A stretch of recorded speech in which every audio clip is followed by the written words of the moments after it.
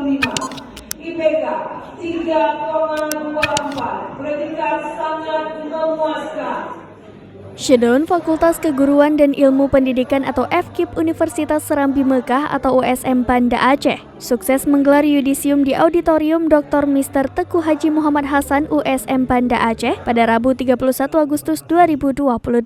Kepada Bapak Ibu dosen, Dekan FKIP USM Dr. Teguh Jalaluddin mengatakan sebanyak 60 sarjana yang mengikuti yudisium kali ini terdiri dari 32 perempuan dan 32 laki-laki dari 10 program studi.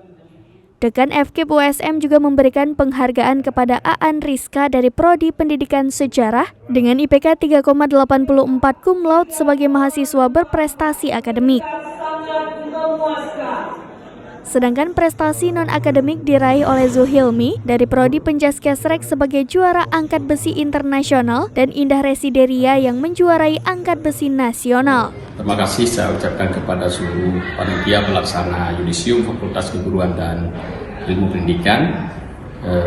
Pada yudisium kali ini kami berpesan kepada seluruh para yudisium, khususnya pada Fakultas Keguruan dan Ilmu Pendidikan, untuk menjaga nama baik Universitas Serambi Mekah, nama baik fakultas, dan terus belajar untuk menghasilkan karya-karya yang cemerlang di masa yang akan datang, dan juga untuk membantu para keluarga dan orang tua, khusus pada atlet yang sudah berprestasi baik tingkat provinsi, nasional, dan internasional, terus menjaga nama baik bangsa Indonesia, menjaga nama baik Aceh, juga terus berlatih untuk benar-benar prestasi itu menjadi motivasi.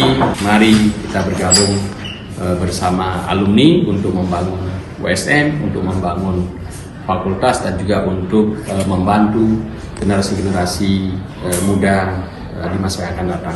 Sekian, terima kasih. Assalamualaikum warahmatullahi wabarakatuh. Assalamualaikum warahmatullahi wabarakatuh. Alhamdulillah saya bisa yudisium hari ini berkat para dosen dan kawan-kawan, berkat orang tua juga, doa orang tua. Saya bisa yudisium hari ini, dan insya Allah